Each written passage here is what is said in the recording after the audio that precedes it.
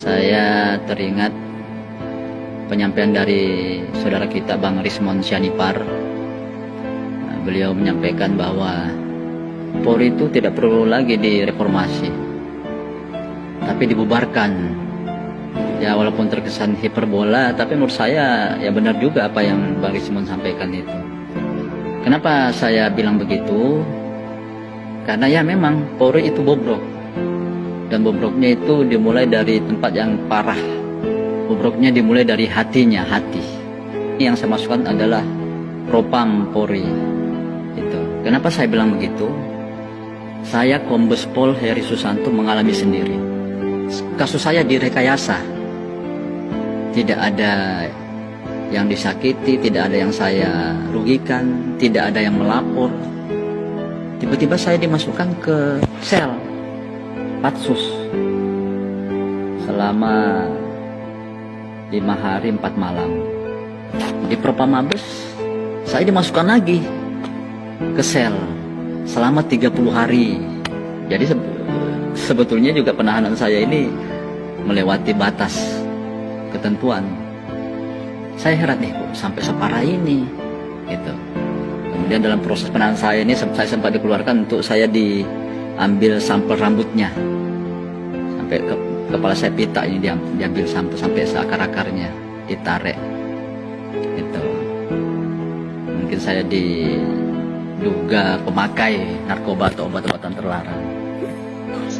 Nah ini selama saya di sel, entah di Polda Gorontalo juga di Propam Mabes, itu keluarga saya tidak pernah diberitahu. Dan saya pun tidak diberi kesempatan untuk memberitahu, menelpon keluarga saya. Jadi tanpa angin tanpa hujan saya diperlakukan seperti itu. Terus saya keluar setelah 30 hari di sel Propam Mabes. Kalau nggak salah ingat tanggal 19 Februari itu saya di sidang etik.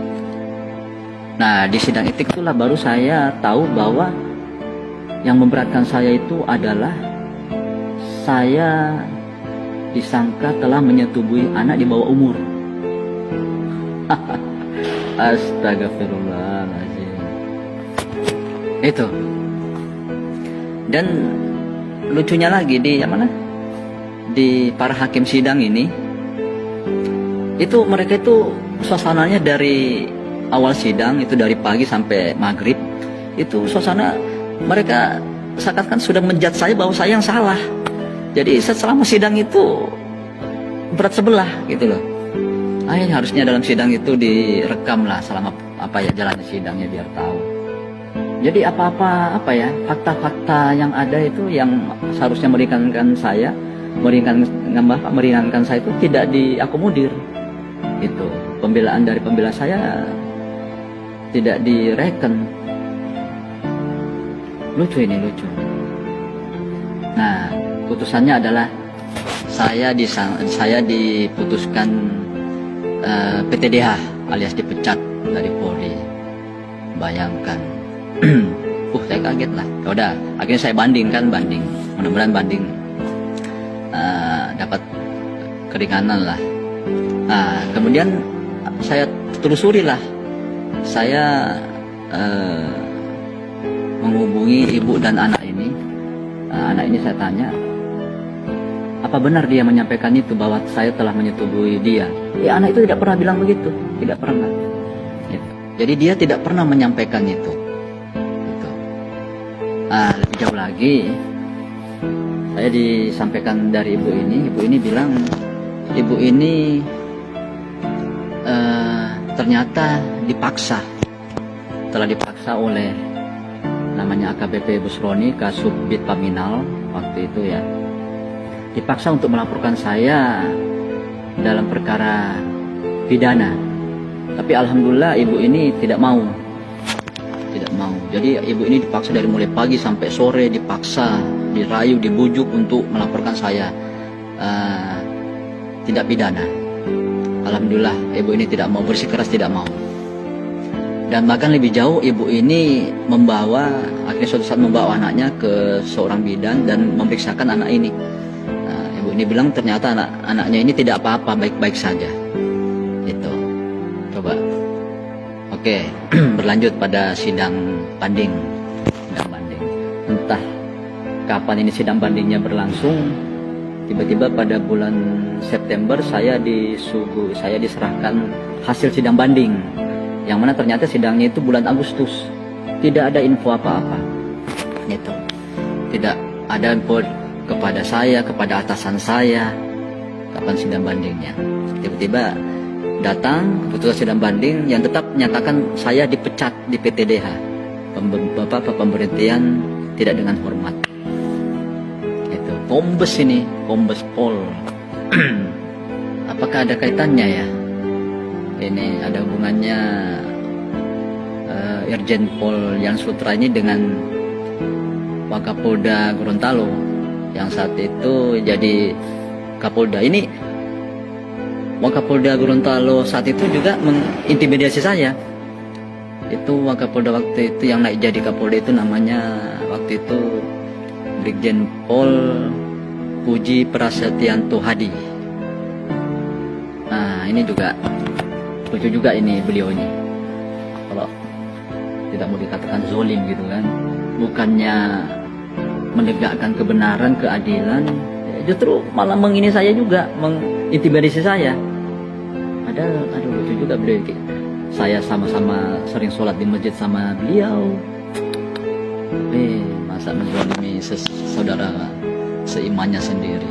Tapi entahlah. Konyolnya lagi coba saudara-saudaraku. Jadi saya dituduh menyetubuhi anak di bawah umur sehingga saya di PTDH. Konyolnya apa? Saya tidak pernah dibuatkan berita acara konfrontasi dengan anak ini,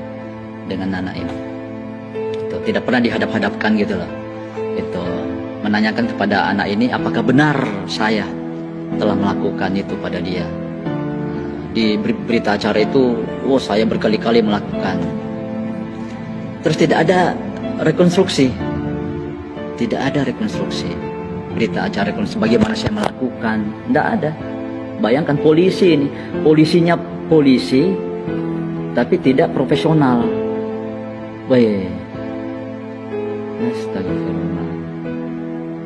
Jadi hanya berita acara rekayasa, berpedoman pada itu saya dipecat, saudara-saudara. Ya, begitulah. Saya kadang-kadang berpikir, apa saya gara-gara saya tidak menghadap, tidak membawa sesuatu, apa saya tidak ada backing, gitulah. Berbagai hal dalam pikiran saya.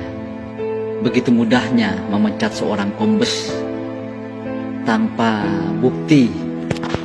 Nah ini. Jadi ya wajar rakyat marah. Kemarin rakyat marah. Itu wajar. Karena memang sudah menyadari begitu bobroknya Polri. Itu saya pernah lihat itu di Bid Propam Polda Gorontalo, kemudian di Mabes, Propam Mabes, itu ada tulisan itu, ada tulisan bertuliskan Propam Benteng Terakhir Pencari Keadilan. Nah itu, ingat itu, Propam Benteng Terakhir Pencari Keadilan. Namun nyatanya, dialah yang merusak keadilan itu, dialah yang merusak. Jadi jangan heran kalau rakyat itu dizolimi oleh oknum di Polri, ya karena hatinya Polri aja begitu. Itu diisi oleh oknum-oknum yang bodoh, tidak profesional, gitu.